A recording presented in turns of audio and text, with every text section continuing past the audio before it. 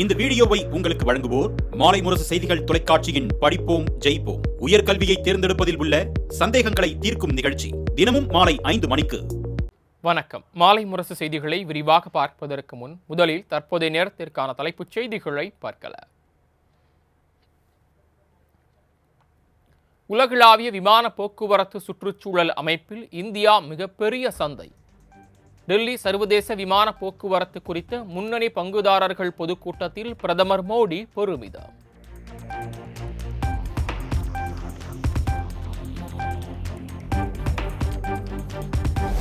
பிரதமர் நரேந்திர மோடியுடன் பராகுவே அதிபர் சாண்டியோ பெனாஃப் சந்திப்பு. டெல்லி ஹைதராபாத் இல்லத்தில் நடைபெற்ற சந்திப்பின் போது மருத்துவம், சுகாதாரம், ரயில்வே மற்றும் இருதரப்பு நல்லுறவுகள் குறித்து முக்கிய ஆலோசனை.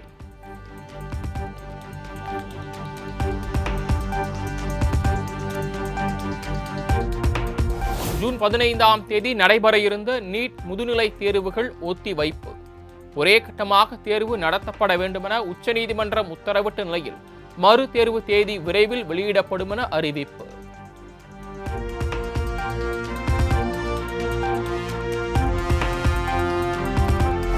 சிக்கிம் மாநிலத்தில் நிகழ்ந்த நிலச்சரிவில் சிக்கி பாதுகாப்பு படை வீரர்கள் 3 பேர் உயிரிழப்பு. மாயமான 6 வீரர்களை தேடும் பணியில் ராணுவம் தீவிரம்.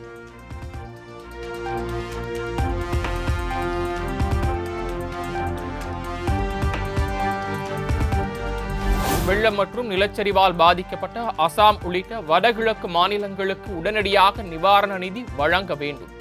பிரதமர் மோடிக்கு காங்கிரஸ் தலைவர் மல்லிகார்ஜுன கார்கே வலியுறுத்தல்.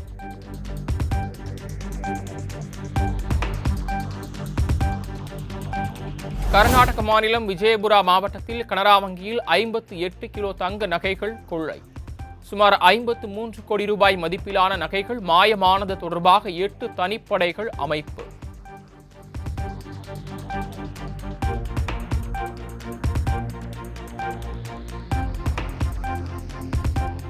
தமிழ்நாடு முழுவதும் இன்று முதல் கொரோனா சிறப்பு வார்டுகள் அமைக்கும் பணிகள் தீவிரம். கொரோனா பரவலையொட்டி சென்னை ராயப்பேட்டை அரசு பொது மருத்துவமனையில் 8 படுக்கைகள் கொண்ட சிறப்பு வார்டு அமைப்பு.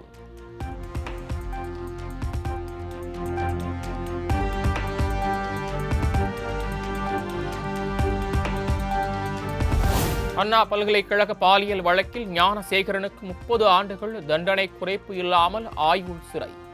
சென்னை மகளிர் உயர்நீதிமன்ற நீதிபதி ராஜலட்சுமி அதிரடி உத்தரவு.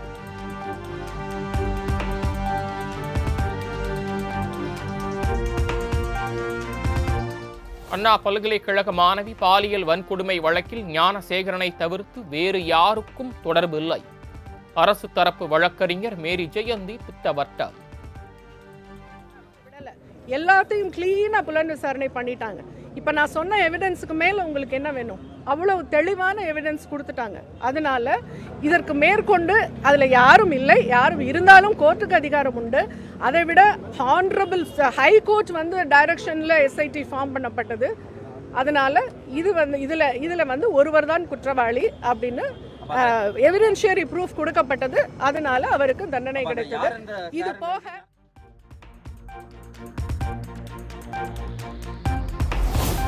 தன்னை பல்கலைக்கழக ஊழியர் என்பது போன்ற தோற்றத்தை ஏற்படுத்தவே சார் என்ற வார்த்தையை பயன்படுத்தினார் குற்றவாளி ஞானசேகரன்.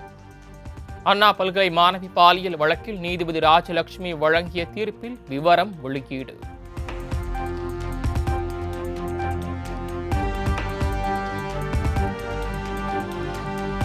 அண்ணா பல்கலை மாணவி வழக்கில் ஞானசேகரனுக்கு கிடைக்கப்பட்டுள்ள தீர்ப்புக்கு முதலமைச்சர் மு.க.ஸ்டாலின் வரவேற்பு.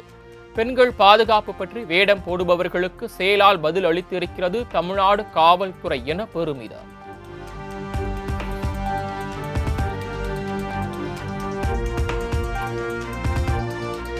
அண்ணா பல்கலை மாணவி வழக்கில் எஃப்ஐஆரில் குறிப்பிடப்பட்ட அந்த சாரை காப்பாற்றியது யார் என இபிஎஸ் மீண்டும் கேள்வி. இதற்காக ஞானசேகரன் மட்டுமே குற்றவாளி என்று அவசரமாக இந்த வழக்கை முடிக்க முனைந்தது திமுக அரசு எனவும் கேள்வி.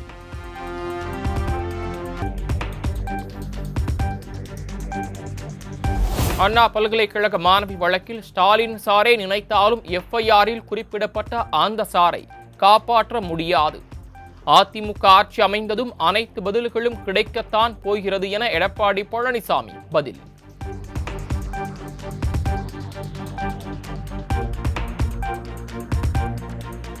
இல்லாத சார்களை உருவாக்கி இழிவான அரசியல் செய்யும் ஒரே சார் பழனிசாமி சார்தான் என அமைச்சர் ரகுபதி பதிலடி. திராவிட மாடல் அரசு எடுத்த உறுதியான நடவடிக்கைகளால் 5 மாதங்களில் தீர்ப்பு என பெருமிதம்.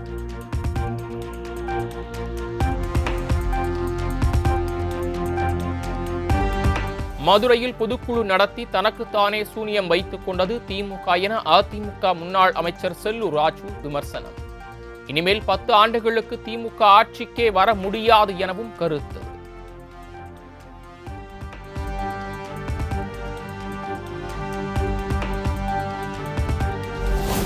தலைநகர் டெல்லியில் கொரோனா தொற்றால் பாதிக்கப்பட்டவர்களின் எண்ணிக்கை 483 அதிகரிப்பு. நாடு முழுவதும் 3961 பேர் பாதிக்கப்பட்டுள்ள நிலையில் கேரளாவில் மட்டும் 1435 பேர் தொற்றால் பாதிப்பு.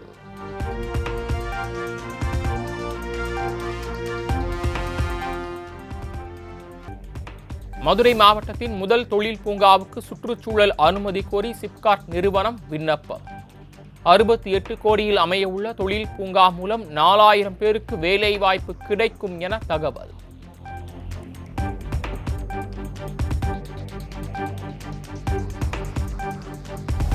சென்னை பூந்தமல்லி பரந்தூர் இடையிலான மெட்ரோ வழித்தட திட்ட அறிக்கைக்கு தமிழக அரசு ஒப்புதல். பூந்தமல்லி சுங்குவார் சத்திரம் பரந்தூர் இடையே 2 கட்டங்களாக திட்டத்தை செயல்படுத்த முடிவு.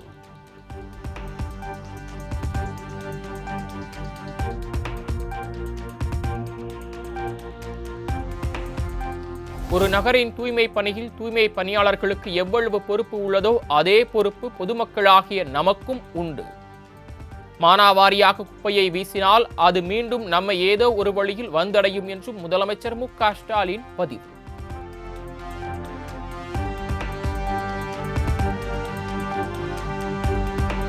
நார்வே செஸ் போட்டியில் மேக்னஸ் கார்ல்சனை வீழ்த்திய குகேஸுக்கு முதலமைச்சர் மு.க. ஸ்டாலின் வாழ்த்து. இந்திய சதுரங்கத்திற்கு ஒரு பெருமைமிக்க தருணம் என்றும் குகேஸின் பயணத்தில் ஒரு குறிப்பிடத்தக்க மைல்கல் என்றும் நிகழ்ச்சி பதிவு.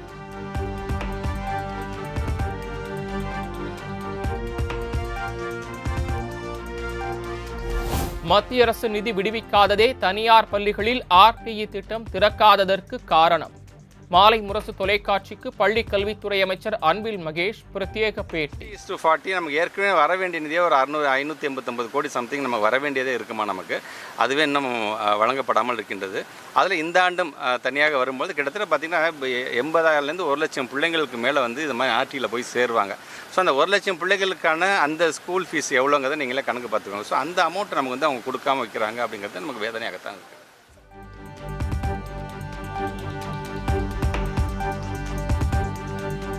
தமிழர்களின் பெருமைமிகு அடையாளமாக திகழும் இசைஞானி இளையராஜாவுக்கு முதலமைச்சர் மு.க. ஸ்டாலின் பிறந்த நாள் வாழ்த்துகள். சிம்போனி இசை தமிழ்நாட்டில் ஒலிக்க உள்ள ஆகஸ்ட் 2ஆம் நாளுக்காக காத்திருப்பதாக எக்ஸ் தளத்தில் நிகழ்ச்சி பதிவு.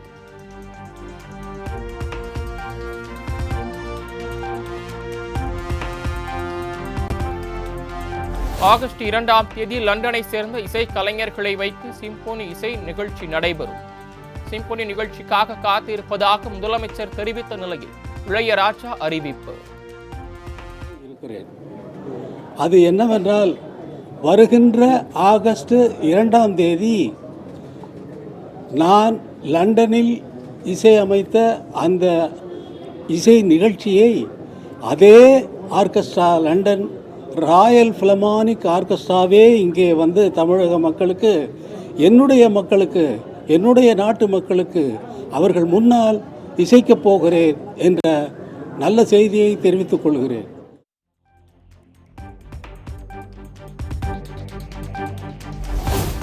அண்ணா பல்கலைக்கழக மாணவி வழக்கின் தீர்ப்பு பெண்களின் பாதுகாப்பை உறுதிப்படுத்துவதாக அமைந்துள்ளது.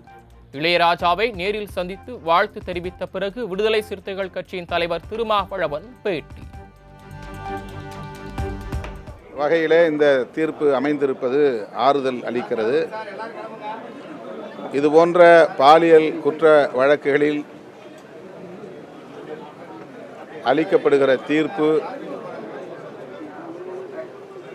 பெண்களுக்கு பாதுகாப்பை உறுதிப்படுத்துவதாக அமைகிறது.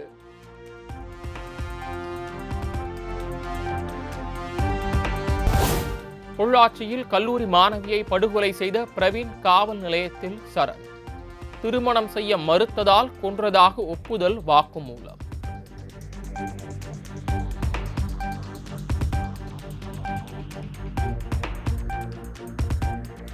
தஞ்சையில் மதுபான கடையில் யார் முதலில் மது வாங்குவது என்பதில் தகராறு.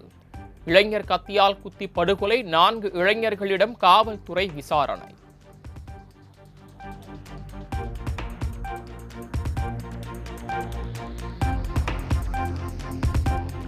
வேலூர் அருகே சிலிண்டர் வெடித்து பயங்கர தீ விபத்து. 5 வீடுகளில் இருந்த பல லட்சம் ரூபாய் மதிப்புள்ள பொருட்கள் தீயில் கருகி சாம்பல்.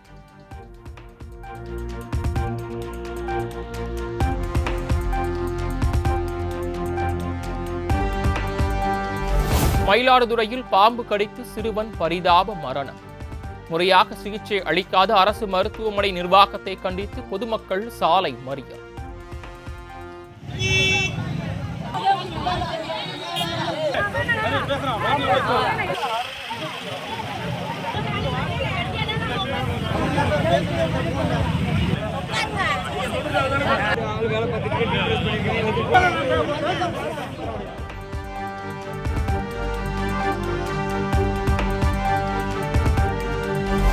கன்னியாகுமரியில் ஓடும் ரயிலின் படிக்கட்டில் நடனமாடி வீடியோ வெளியிட்ட விவகாரம்.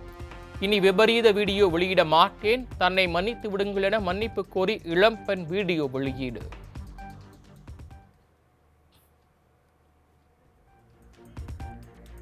தப்பு தான், எனக்கு அது தெரியல. சோ அது விளையாட்டுத்தனமா பண்ணிட்டேன்.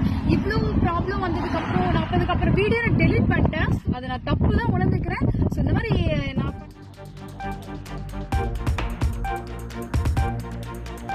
திருத்தணி அருகே ரயில்வே தண்டவாளத்தின் மேலே செல்லும் மின்சார வயரில் தொங்கிய பிளாஸ்டிக் தார்பாயால் பரபரப்பு.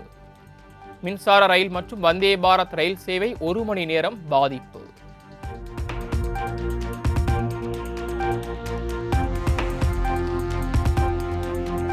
திருப்பூர் மாவட்டம் உடுமலை பஞ்சலிங்க அருவியில் குளிக்க விதிக்கப்பட்ட தடை நீக்கப்பட்டதன் எதிரொலி. திருமூர்த்தி மலைக்கு வந்த பக்தர்கள், சுற்றுலா பயணிகள் உள்ளிட்டோர் உற்சாக குளியல்.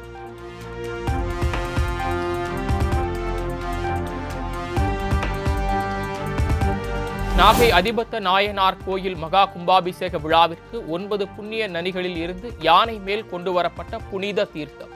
பிரம்மாண்டமாக நடைபெற்ற புனித நீர் ஊர்வலத்தில் மேளதாளம் முழங்க கரகாட்டம், ஒயிலாட்டம், மயிலாட்டம் ஆடி வந்த பக்தர்கள்.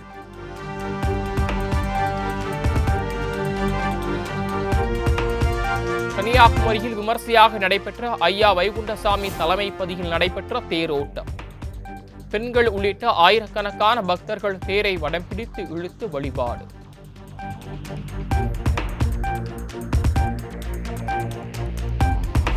கோவை கல்லூரியில் படிக்கும் வெளிநாட்டு மாணவர்கள் 2 கடலில் குளிக்கச் சென்றபோது நீரில் மூழ்கி மாயம். கேரளாவுக்கு சுற்றுலா சென்றபோது நேர்ந்த துயரம்.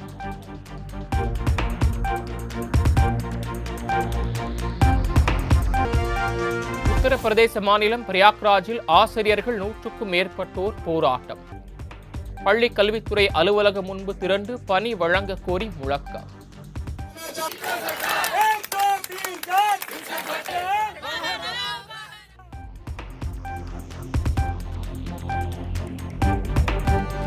பீகார் மாநிலம் ராஞ்சியில் பறவை மோதியதால் அவசரமாக தரையிறக்கப்பட்ட இண்டிகோ விமானம்.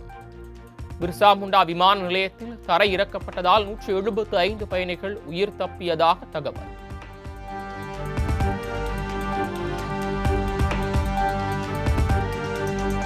தக்லைஃப் விவகாரத்தில் கர்நாடக திரைப்பட வர்த்தக சபைக்கு முதலமைச்சர் சித்தராமையா ஆதரவு.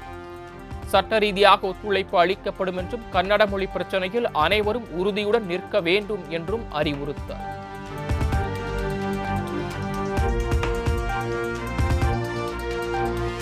கர்நாடகாவில் தக்லைஃப் திரைப்படத்திற்கு விதிக்கப்பட்டுள்ள தடையை நீக்க கோரி கமல்ஹாசன் வழக்கு.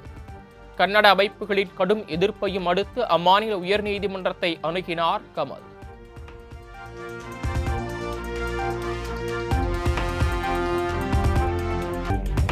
பிசிசிஐயின் இடைக்கால தலைவராகிறார் துணைத் தலைவர் ராஜீவ் சுக்லா. தற்போதைய தலைவர் ரோஜர் பின்னி விலக இருப்பதை அடுத்து செப்டம்பரில் புதிய தலைவருக்கான தேர்தலுக்கு ஏற்பாடு.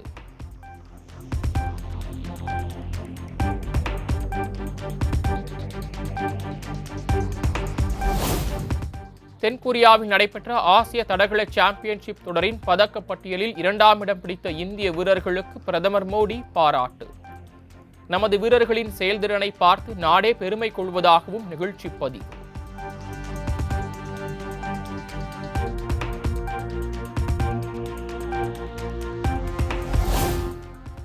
மகளிர் உலகக்கோப்பை கிரிக்கெட் போட்டிகள் செப்டம்பர் 30ஆம் தேதி முதல் நவம்பர் 2ஆம் தேதி வரை நடைபெறும். இந்தியா இலங்கையில் போட்டிகள் நடைபெற உள்ளதாக ஐசிசி தகவல்.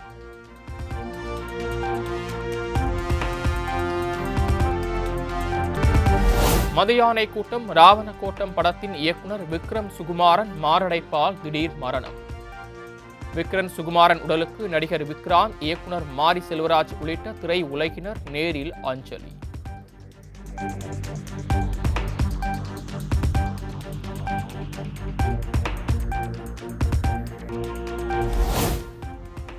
சென்னையில் ஒரே நாளில் தங்கத்தின் விலை 1120 ரூபாய் அதிகரிப்பு.